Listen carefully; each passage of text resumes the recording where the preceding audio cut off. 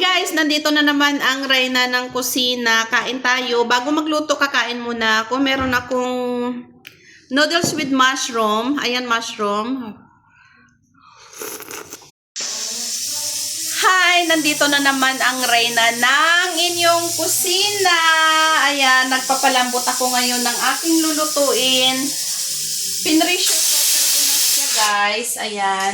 Nagsaing na lang din ako kasabay ng pinapalambot kong beef. So, magluluto tayo ngayon ng kare-kare para masarap ang kain. Actually, napasobra ako sa limit ko.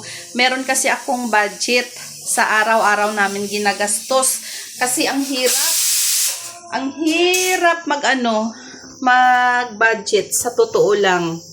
So, yan siya guys. Habang nagpapalambot tayo, meron tayong mga sangkap ng pang-kare-kare mix. Meron tayong peanut butter. Wait, ang bagoong pinagpatungan ko ng ng aking video ng cellphone. Meron tayong bagoong. So, ipapatong ko ulit to. Ang ganda ng aking buhay. Ewan ko lang. So, meron tayong mga gulay. Meron tayong pechay.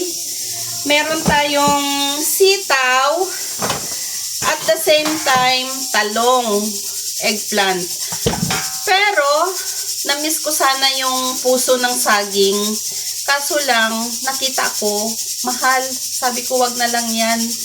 Sa halip na puso ng saging, sabi ko, itong tatlong gulay lang ang atin ilalagay. Masarap naman na siya. Pero, ang ginawa ko, para may fruits kami, kapalit ng puso ng saging, pinya ang binili ko para lahat kami makakain. At meron ding vitamin C. Diba? Minsan, patiknik-tiknik na lang din yan para mabuhay ka, para hindi tumaas yung gastos mo kasi nandito nga tayo sa ibang bansa. Kailangan natin magtipid. Ayan. Maghiwa-hiwa na tayo. So, dito sa amin, guys, kagabi merong bad news. Yung bad news niya yan, siguro napanood nyo yan sa TV. Nandito kami ngayon sa Middle East. Marami. Ewan ko na lang.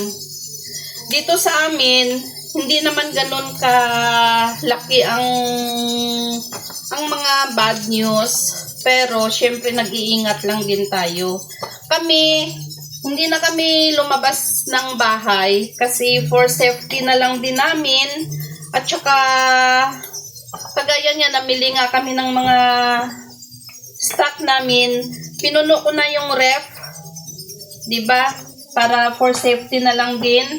Tsaka hindi na kami lalabas kasi in case man at least nandito kami sa loob ng bahay.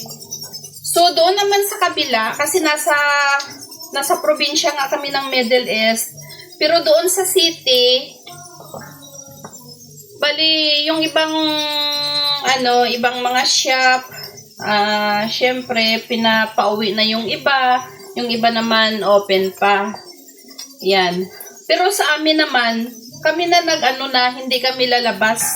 Parang pag lumabas ka kasi, syempre hindi mo hawak yung panahon. Meron na namang mga ligaw, matamtamaan ka.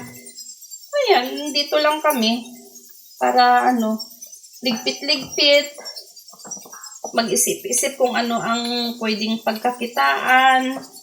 Mag-isip-isip kung ano ang lulutuin, kinabukasan, araw-araw, baon ng mga bata, sa future, yun.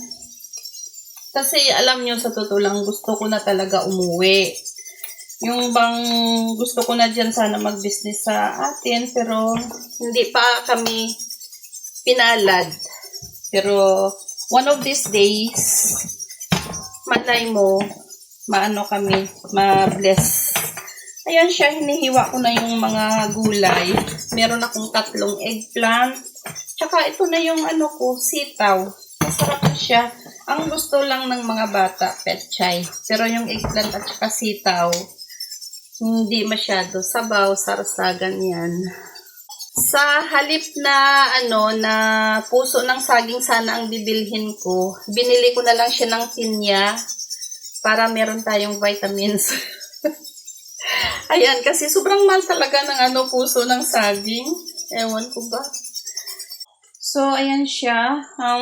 Umapaw na. Ayan. Kaluto na yan. Tapos, mamaya, nilabas ko yung butter kasi mamaya gagawa na lang kami ng cookies para pang merienda namin. Para hindi na kami magastos sa labas. At, syempre, bumili pala ako ng avocado. Matigas pa to siya kahapon. Sabi ko, tamang-tama, after 4 days, 5 days, hinog na ang ating avocado. Para meron syempre tayong panglagay sa oatmeal. So, ayan guys. So, ayan. This is my life sa bukid ng Middle East. So, tiyaga lang muna para makaipon at makauwi na sa Pilipinas. Para dyan na tayo, mag-stay kasama ang mga pamilya.